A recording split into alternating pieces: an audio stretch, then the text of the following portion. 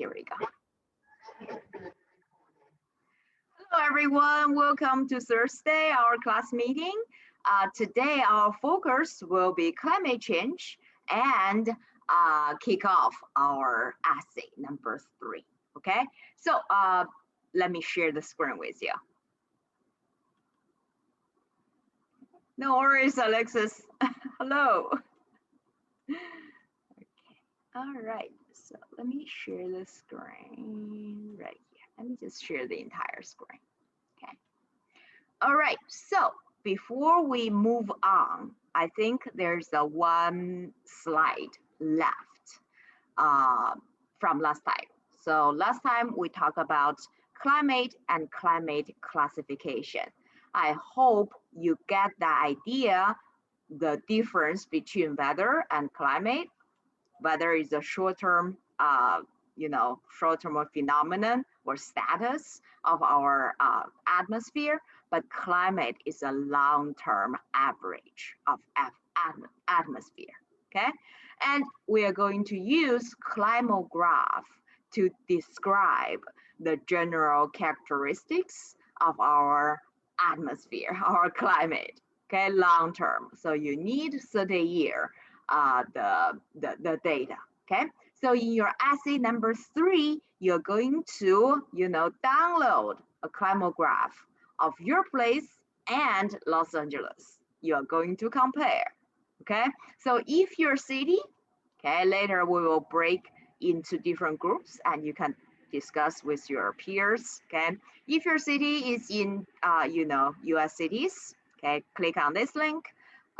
Well, if international cities, just click on this link, okay? Also on your template, on our assignment page, you also have the link, okay? All right, and another thing is climate classification. And last time we spent a lot of time to talk about the 6 major groups and how you use different letters. Let me present, okay? Different letter to represent, moisture and also temperature, okay? Moisture basically is the second letter. You need to put it, lowercase for A, C, and D. But for E and B, that is the uppercase, okay? And for C and D, you also have the third letter that indicates the temperature. Okay, so in your essay, you're going to classify the climate, okay, based on your the number you get and using this classification system. Okay, practice. Okay. All right. Okay, let me go to the second slide. Oh, come on. All right. Okay.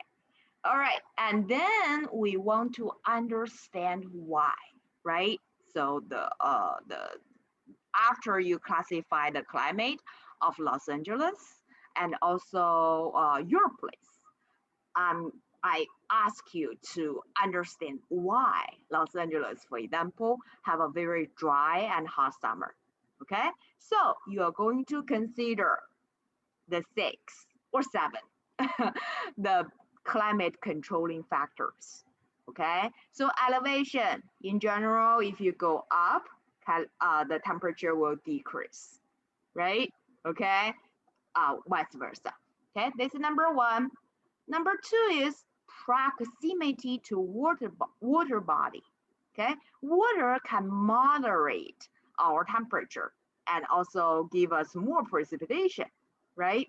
So basically, if your location is closer to water bodies, for example, Santa Monica, close to Pacific Ocean, okay? So you will see Santa Monica, in terms of temperature, for example, you will have relatively flatter temperature change over 1 year because our water, it's very hard to change the temperature of water, right?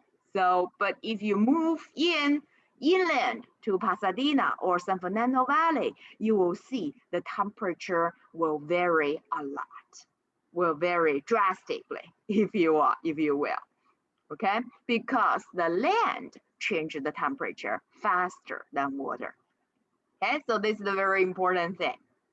And well, Other things, it's pretty straightforward. Okay, so for example, terrain, you know that it's a rain shadow, you will have the drought. For example, Las Vegas, right? If you're behind the mountain, you will receive less precipitation. You will have higher temperature. Okay, and windward on the other side, for example, Hilo in Hawaii, you will have a lot of rain, right? Okay, you will have a lot of rain. And also flat versus ragged mountains, okay, that's also different. For example, Colorado versus Kansas, right? The terrain definitely play a role in your in terms of the climate of the two locations, right? Okay, so think about it. Well, the mountain in Colorado basically give the opportunity for our air mass to rise, right? You have some, terrain lifted thunderstorm, but for Kansas, for example, super flat, right? So your system, your air mass will move in very fast, directly from the south or directly from the north, right? So think about the how terrain play a role in your local climate, okay? And ocean currents will basically, in a long story short, your cold ocean currents will stabilize your air, like LA, like our west coast, but east coast, for example, Florida, right? We have that Gulf Stream, we will have more hurricanes compared to LA, right? Because the air is not stable, air is warmer, air want to rise. Okay, so this basically is how ocean currents play a role. Okay, the most challenging part, guys, is this one: prevailing winds and pressure system. Okay, and the movement of those systems. Okay, globally. So let me use this slide to explain what does that mean. Okay, so let me present. Okay. So, well, actually, you know this already, okay? You know we have that 3-cell model, right? We have our Hadley cell. Let me annotate. We have our Hadley cell, basically is, the air rising from equator, okay, hit the tropopause, and then spread out, right? Okay, so the branch go to the north, okay, will be descending because Coriolis force and gravity will striking to the ground at 30 and coming back. Still remember, right? Okay, so we have this Hadley cell. Okay, let me clear. So you can see, well, in general, if you see the air rise, it's going to condense. You're going to see rain, right? So that is why at the equator, you have this very wet area because of ITCZ, right? Okay, then as long as the air is descending, you don't have cloud. For example, our rain shadow, right? You will have very dry, very hot climate. Okay, so for example, most deserts, okay, on the earth actually is located along 30-degree north and south because of this descending air. Okay, so you can see, well, around 30, the climate basically is, well, BWH, that is dry climate, definitely desert and very hot because it's subtropical, right?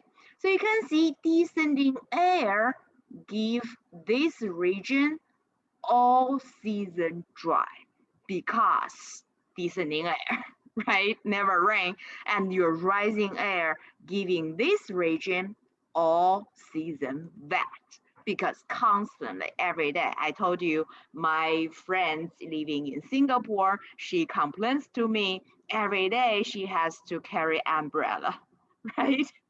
So that is all season wet. In terms of precipitation in a year for this one, well, you constantly have very high precipitation every month. but this one, you don't have any precipitation, right?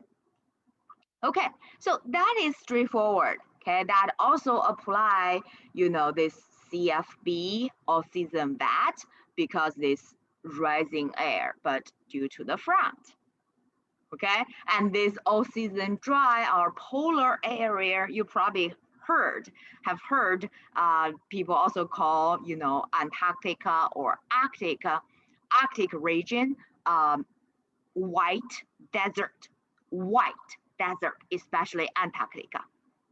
Well, even they have so much snow, but very rare you see precipitation, you see a rainstorm because air is cold, air is always descending at polar area.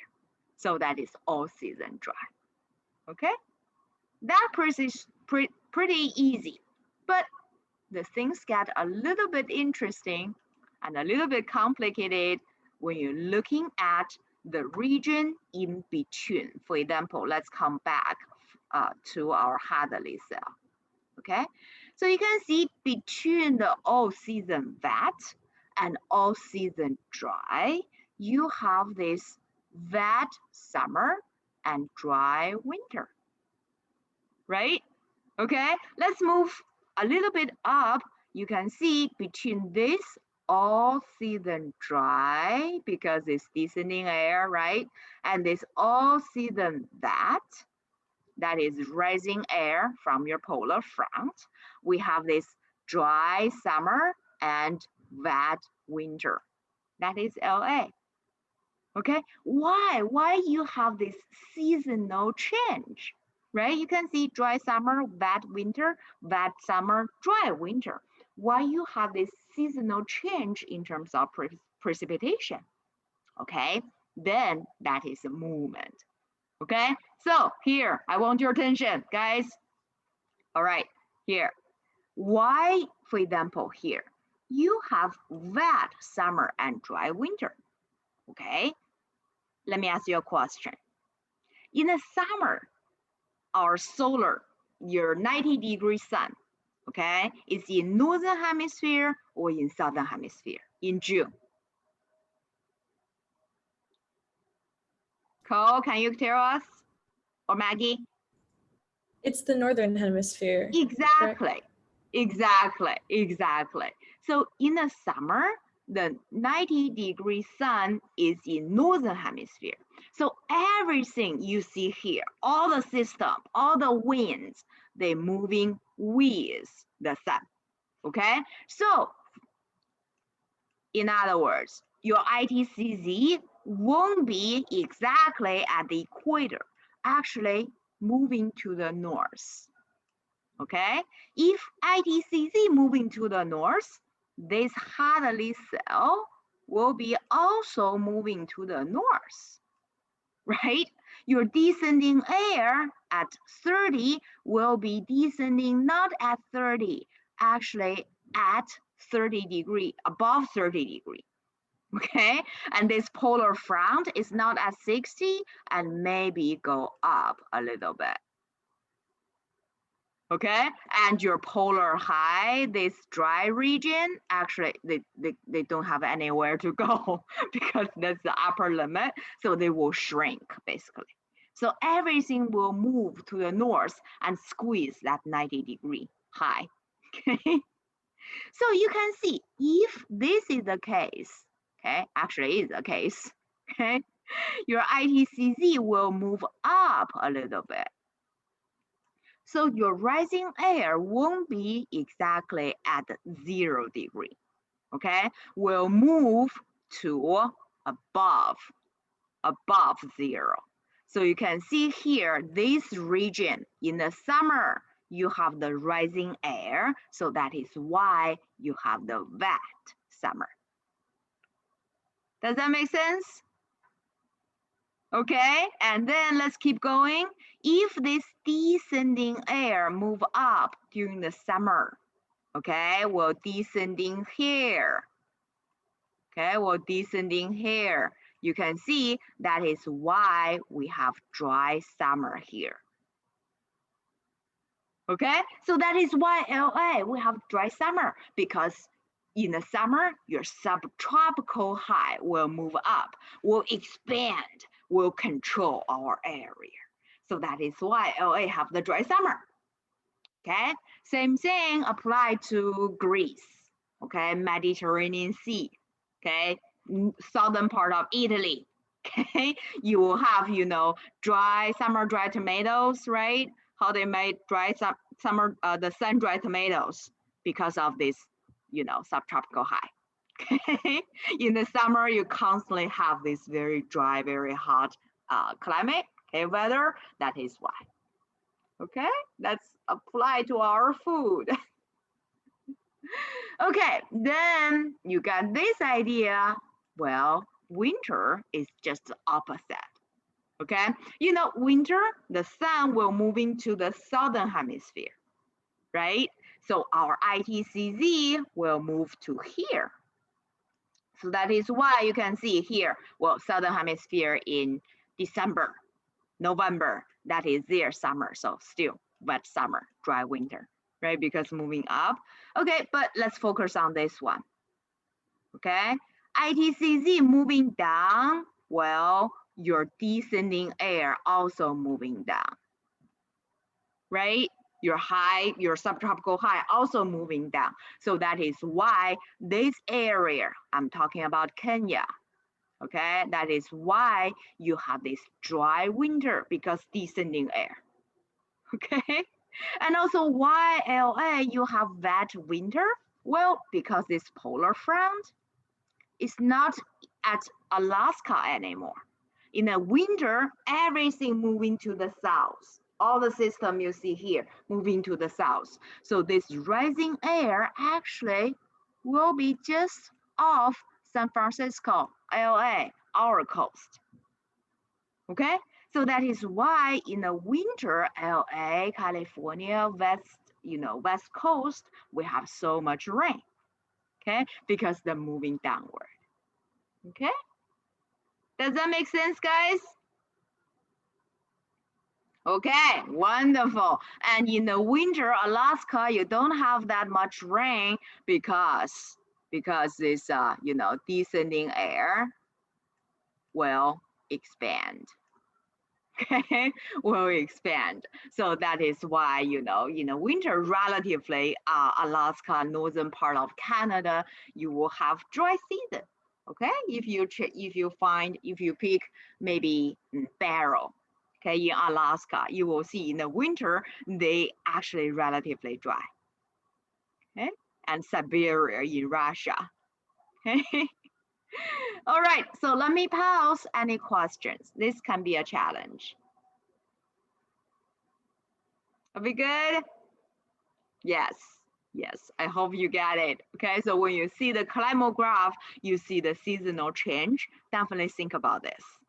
Okay, but one exception, guys, one exception, that is our India.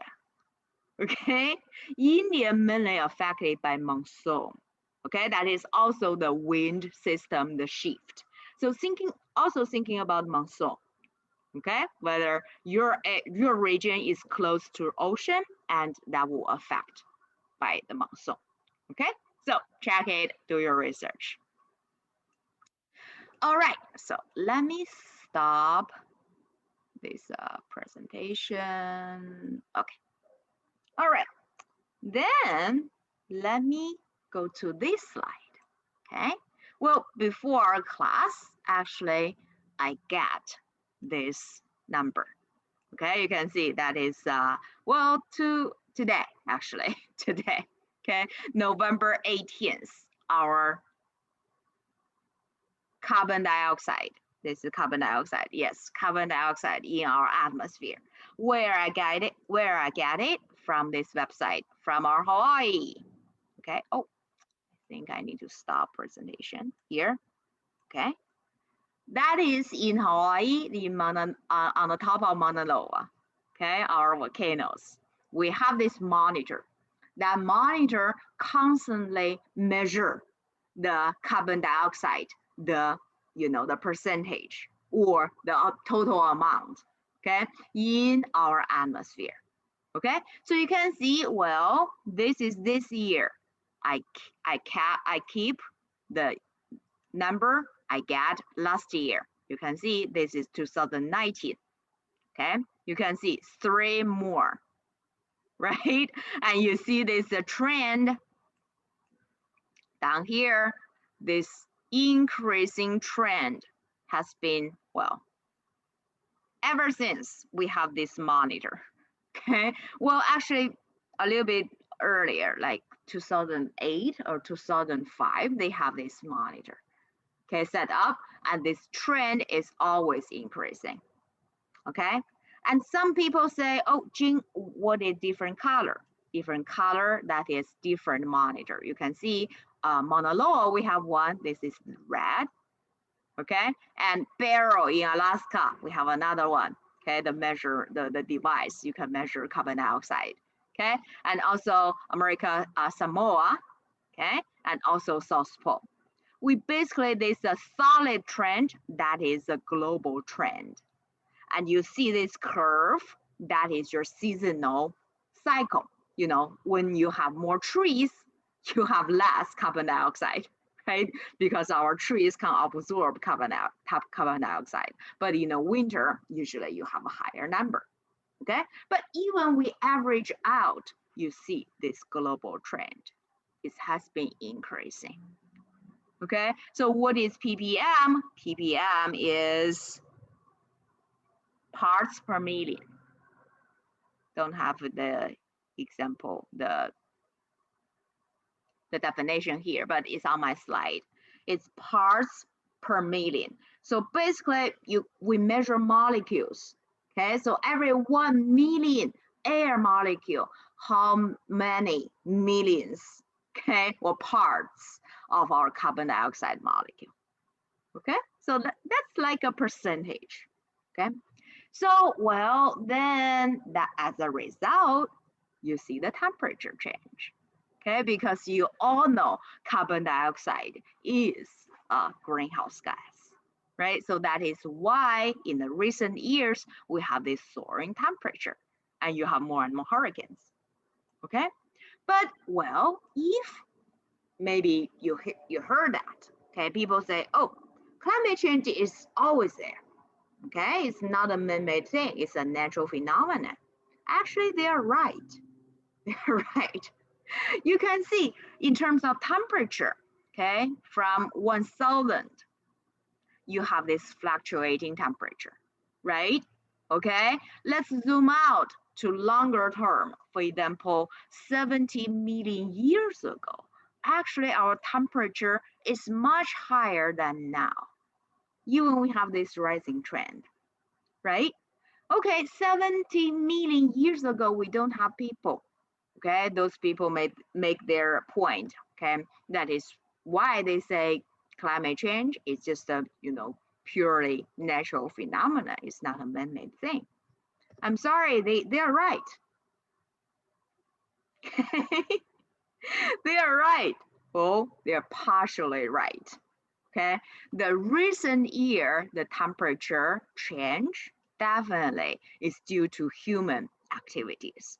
Okay, our nature play a different role here. Our nature basically control a natural fluctuation of our climate.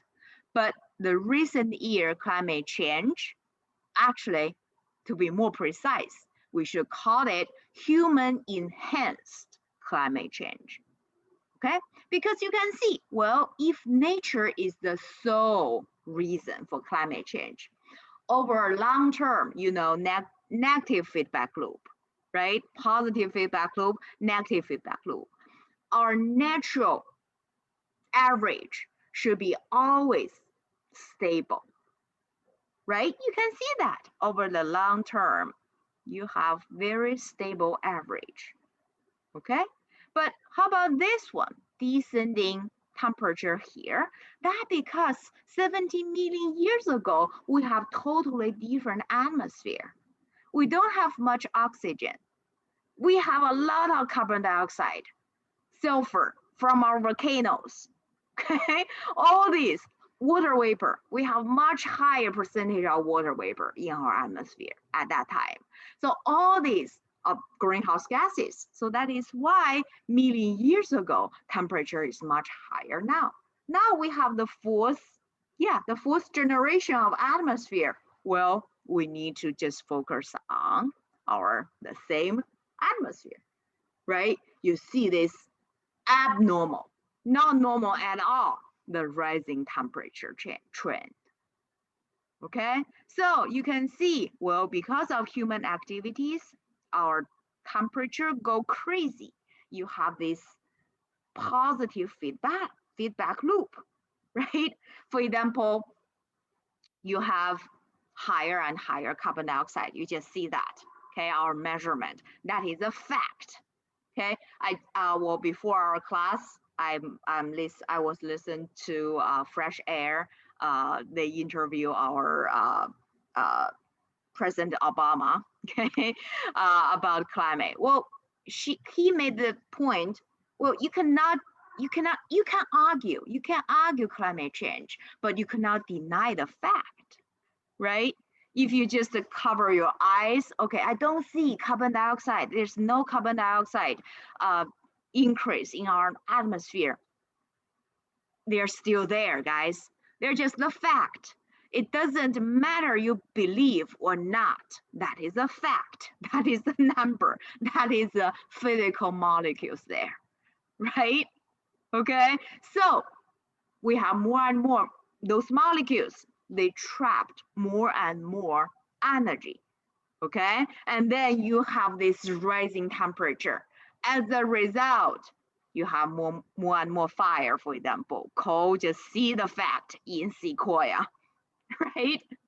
Okay, and those burning trees, when the trees burn, they will release more carbon dioxide and then trap more energy. You have more even higher temperature, and then you have more wildfire. You see that every year, right? That historic records, okay, fire season. You hear that. Well, then that is why this trend go crazy. Okay, so that is the role played by human. Okay, even later after this, I made this point, I will just talk about the natural reason, but I want you to keep in mind, okay, that is our human enhanced climate change. Human factors drive this system go crazy. We call that positive feedback loop. Okay, all right. Okay, then let's talk about the physical reasons. Okay, physical reasons. Okay. Oh, another thing I need to make it clear is people also argue with you. Why? How you get the data? You cannot go 70 million years ago, right? Yes, we don't have the physical measurement, but we have the indicator. We call them proxy data. For example, tree rings. You know, tree will grow more if you have more precipitation, right? You can also, analyze fossils, isotope, okay? You can also use ice core, okay? You can also use pollen, okay? You can also use, to analyze the tree species, the fossils, okay? So all these give us the indicator, solid indicator, reliable indicators to indicate the past climate change. This actually is a subject called paleoclimate. Some people, they have this diet, paleo diet, right? Paleo means old, ancient, so ancient climate, okay? So, but we have those records. We can see climate change, okay? But why? Natural reasons for climate change. What is the natural reasons? Number one is your solar activity, actually. Because from chapter number 3, I guess, solar is the fundamental reason for us to have the energy, right? If the solar activity can become weaker, for example, this so-called lunar minimum, we recorded less, solar activity, that indicator by, the black spot. right?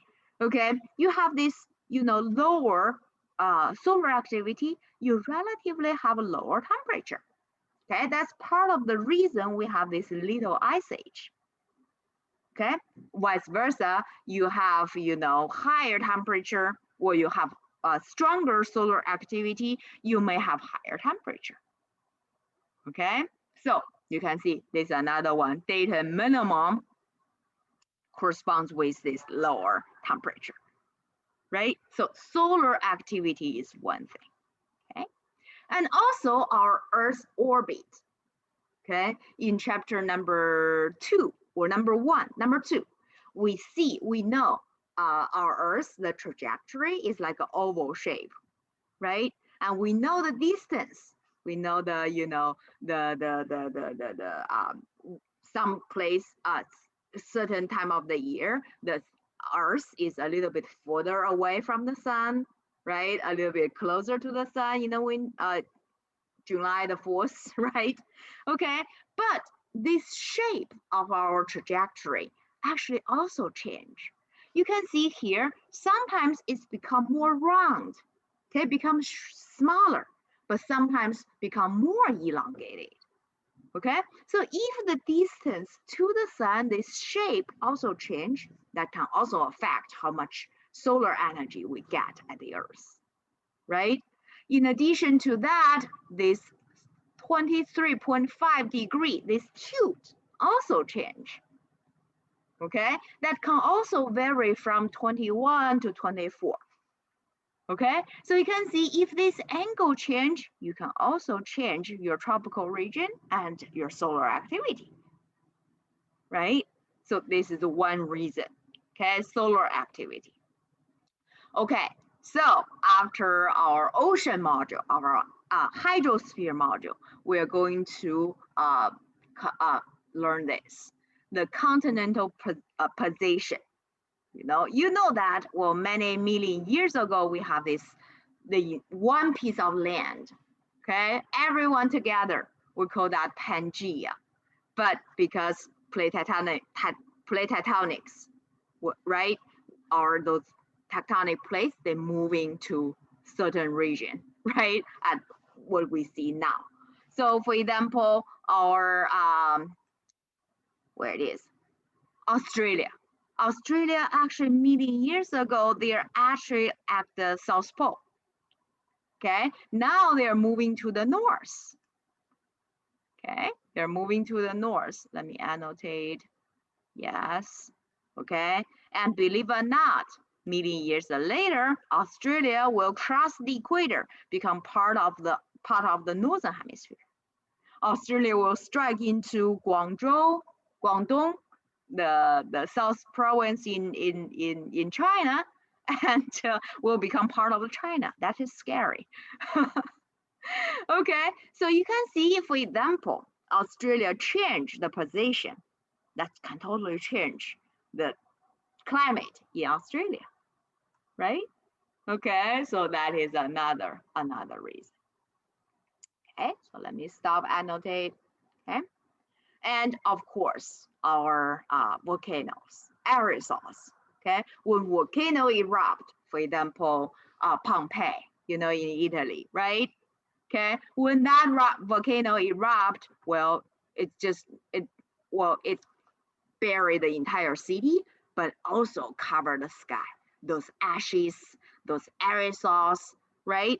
Actually, believe it or not, 1 year after the volcano eruption, okay, we record lower temperature in Italy. Okay, because those clouds, those ash actually can block solar energy, right? Okay, so this is another reason, natural reason. Okay. All right, so let me clear the drawings here. Okay. All right, and also we have this feedback loop. Okay, without human being, our nature also, regulate those temperature. Okay, based on those feedback loops. Okay, so for example, you have this, higher temperature, you have reduced snow cover, right? And you may have, more absorb more sunlight, and then you have, more sunlight absorbed, and our nature will have this positive feedback loop, and you have higher temperature. But we also have more negative feedback loop. So for example, I show you here, you have, volcano eruption, right? You have less sunlight, okay? You have lower temperature, and then you have more snow cover, right? And snow cover have more albedo, and then less sunlight absorbed, and you have lower temperature. And those two feedback loop, they can neutralize each other. You have, relatively stable temperature, okay?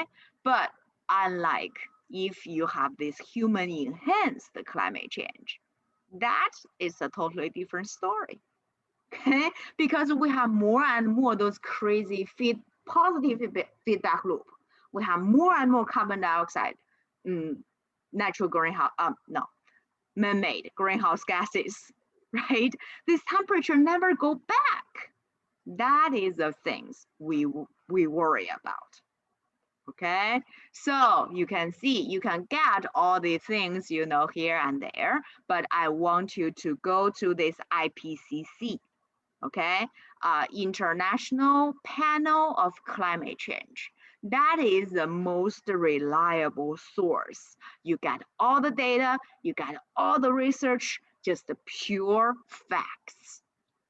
Okay, there's no, subjective or political interpretation or many other things. It's just the facts. Okay, no matter you believe or not, they are there. Okay, so download their report. Okay, let me go to the last slide. Okay. Download their report. You can see it's look like this. Okay. If you don't want to download, they also actually have a pretty good website. Okay, so you can see every 5-6 years, they actually have the latest report. Well, here I forgot to give you the link for 2018 one. It's there already. Okay, that is the most recent reports. And you can see all the measurement, all the facts, all the, and also including the predictions. Okay, so this is the most reliable source for you to get the information about climate change. Okay, all right, but well, here as your physical geography professor, I want to give you those natural reasons, but I also want you to keep in mind human, that is now currently the most important factor to cause climate change. Okay, all right, and then we can also predict, build many models, for example, or system models to predict the future. But they can argue your model is not reliable, but we have so many models and everywhere, okay, across the entire earth, they all predict if we don't take action, okay, now all the places will see soaring temperature, for example. Okay, so human influence on climate system is very, very clear everywhere. Okay. All right, so let me stop here. This is basically our this lecture. Okay, you're going to understand what are the natural factors that can cause climate change. Okay, but keep in mind, human, we have this human enhanced, or people also call that anthropology means human, right? Anthropogenic forcing climate change, forced climate change, human enhanced climate change. Okay. All right, okay, so let me stop here.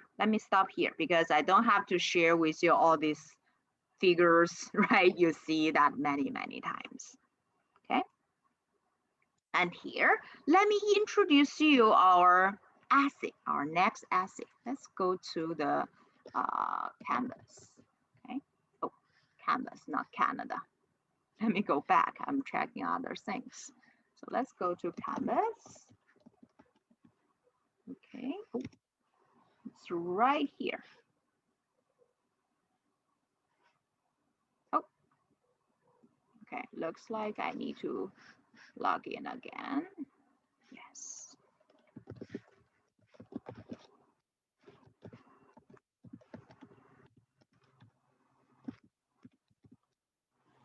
Oh. Yes.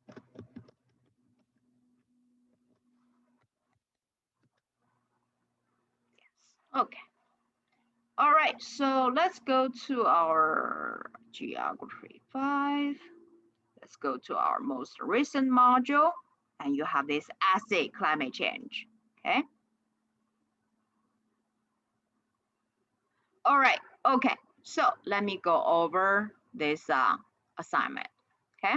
So the goal basically is based on what you learned in this module, okay? Climate classification, understand climate, and climate change, okay? And here, first, task 0, because I see the past essay, some of you didn't follow my template, okay? All right, download your template first, and then you will see this template. Basically, like last time, you just fill into the blanks, okay? And here I give you some, narrative to show you what you need to include here, okay? And I have the suggestions for you, how you format each task, okay? In total, you have 4. In total, you have 4.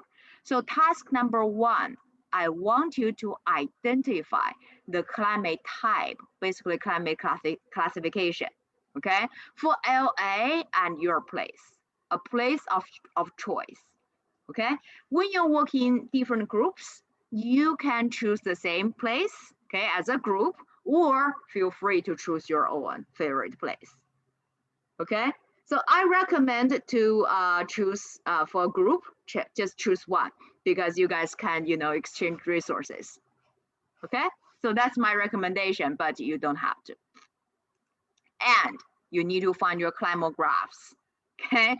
Download your climographs and describe with sufficient details how you use climograph and other information of the 2 places determine the climate types, okay? Follow the slides to classify the climate types, okay? And here is my format suggestion, but okay, you can see, long story short, that is use 2 paragraphs to lay out the information collected, okay, and the processes to determine the climate types of the 2 places.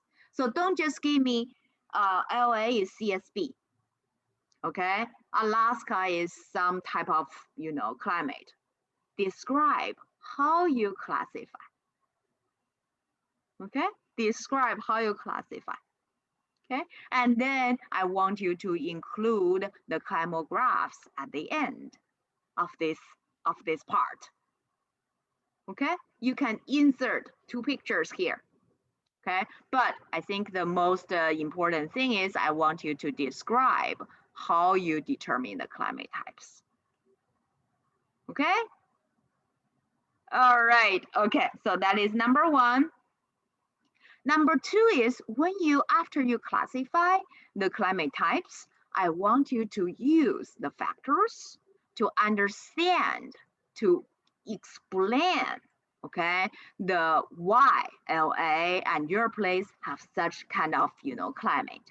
Okay, for example, LA summer dry, why? We just talk about it, right? Winter wet, why? Okay, and in Singapore, in Singapore, why it's all year wet?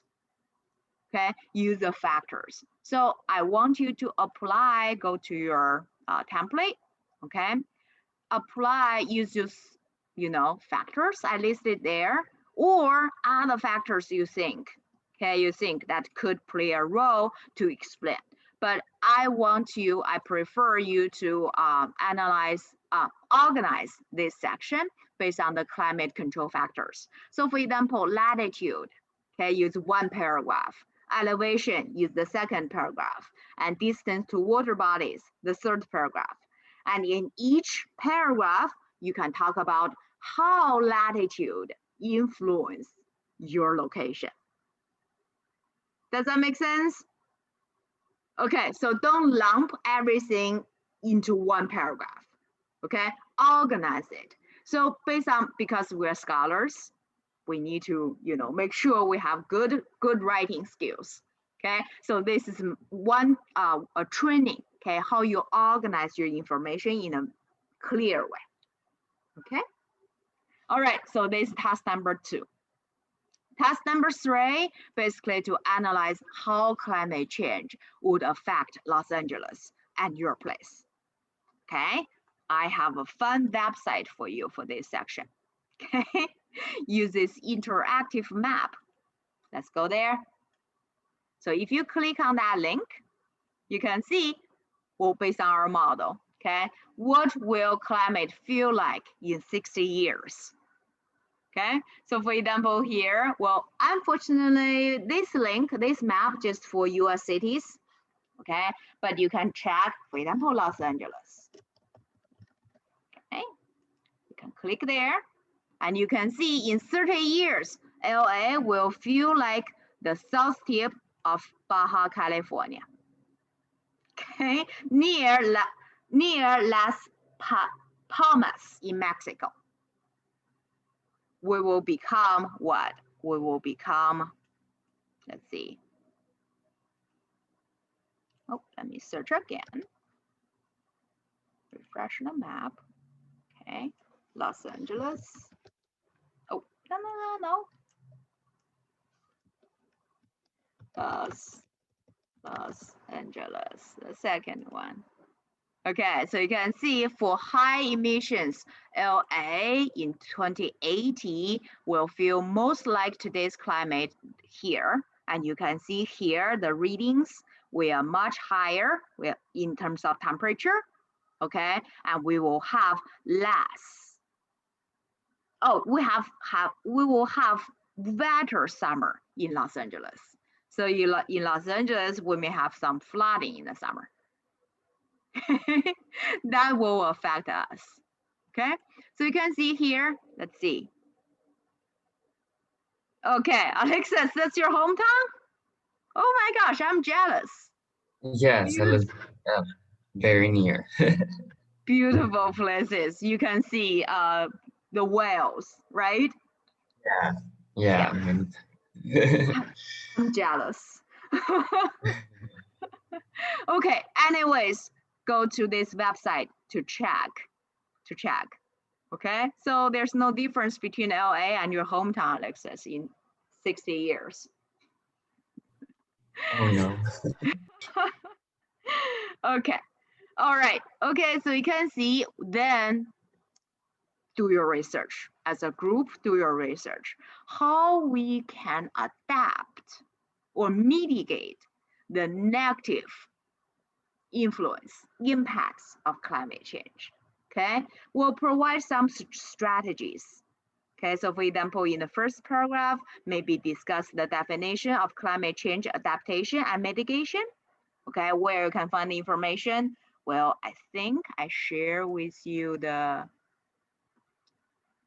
let me close this one, here in our study guide. Okay. Oh.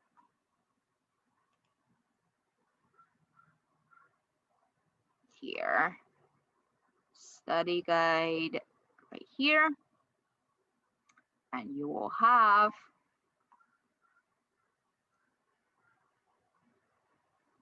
oh, this is the wrong one.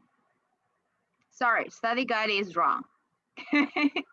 Let me give you the right study guide, okay? So this is the past one. I think I include a different page, okay? But your study guide, you have the definition for the mitigation and the adaptation, okay?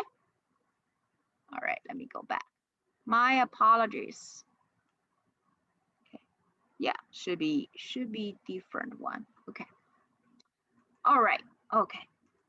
Then, in the second paragraph, okay, based on your research, share at least one adaptation strategy and at least one mitigation strategy to reduce the impact.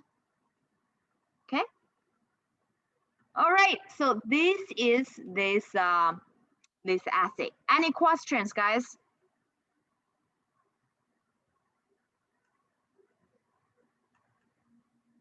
Are we good? Okay, so no need to rush, no rush at all. This module and this essay will do after Thanksgiving. Okay, so we can use our Tuesday's class meeting, okay, to break into different groups, and you can discuss the details. Okay, and also yeah, and after Thanksgiving we can also have one more group discussion based on this. Okay, all right, so now let's break into different groups. Okay, so this time I will ask you, okay, you have the freedom to sign in to different groups. Okay, so maybe you have your good friends, okay, you have people you're familiar with to working with, you can go to the same group. I won't limit the size of the group. Okay, all right, so if you cannot decide, well, I will assign you. Okay. All right, so let's go to the breakout rooms.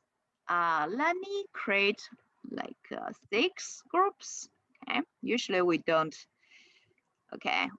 need that many. Okay, so let's create and go ahead.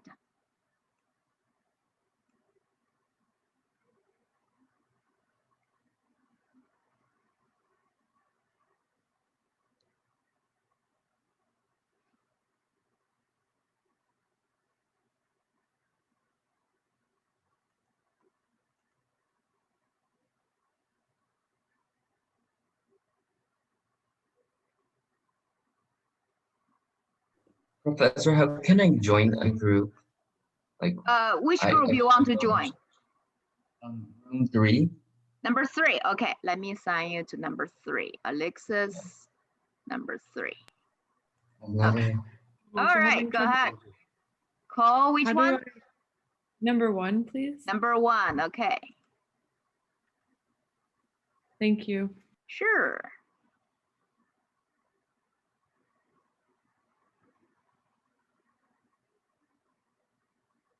Okay, anyone want to go to number 2 with Nicole? She's wonderful.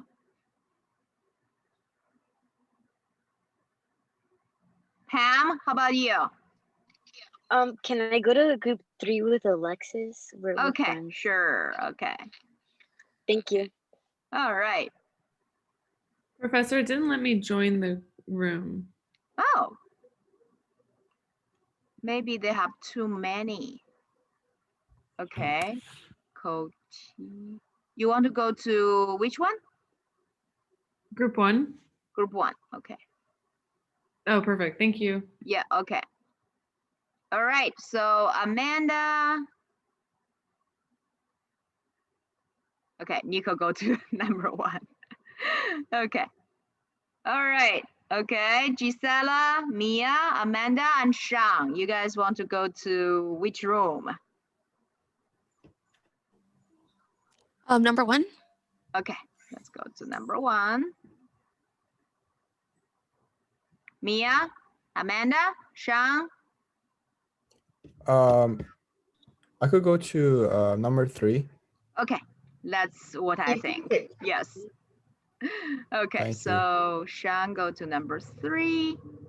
Okay, and Amanda. I can go to number 2. No one in number 2. Oh. You can pick the group.